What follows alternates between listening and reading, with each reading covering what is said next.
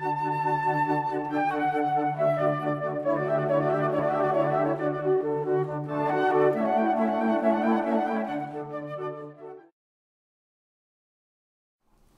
this video, our group will be discussing the book Animal Spirits: How Human Psychology Drives the Economy and Why It Matters for Global Capitalism by Nobel Prize-winning economists George A. Akerlof and Robert J. Shiller, who teaches economics at Yale University. As the full title suggests, Animal Spirits focuses on how psychological forces influence economic matters.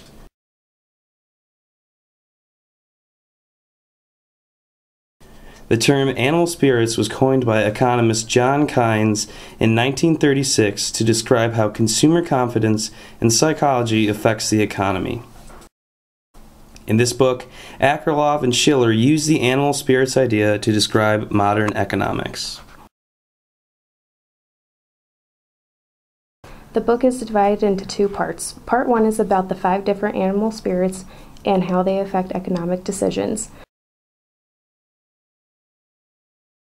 Part 2 describes these animal spirits and answers 8 questions regarding the effects of economic decisions.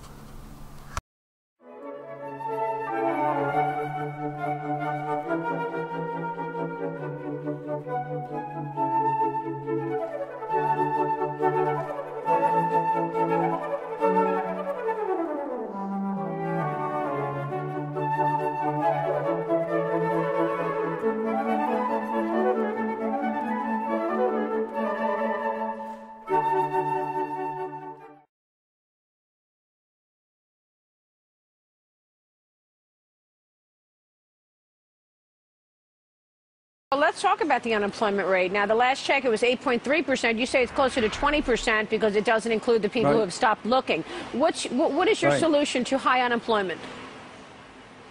Well, you have to restore the confidence. That means you have to quit the spending and know that we're not going to just finance debt. We have to get credit to be allocated by the market, not by the Federal Reserve, because the Fed creates credit out of thin air and then allocates it. They send it the wrong way. Then the Congress has controls.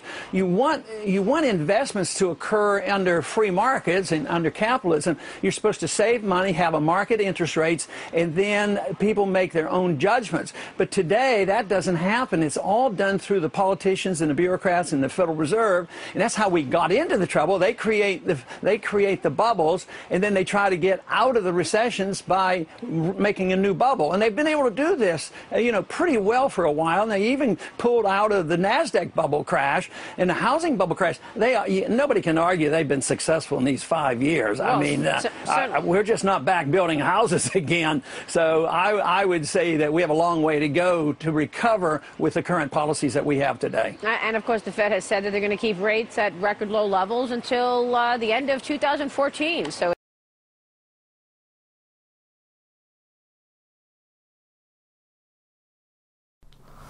in relation to the class, there are 3 key points to consider. First off, the economy does not solely rely on formulas and company guidelines that are outlined by management by objectives. Intuition also plays a key role in influencing economic and corporate behavior. Secondly, animal spirits not only affect economic behavior but also culture among a company, since human emotion is integral with employee interaction and can affect decision making.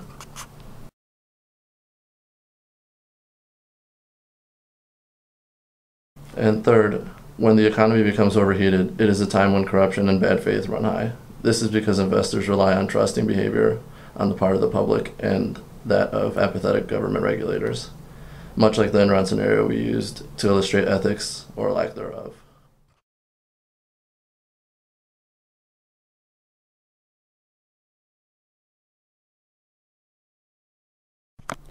After reading the book, we found these 5 points to be most important. First, many economists make the mistake of relying too heavily on economic theory while completely ignoring animal spirits, which are the thought patterns that animate people's ideas and feelings.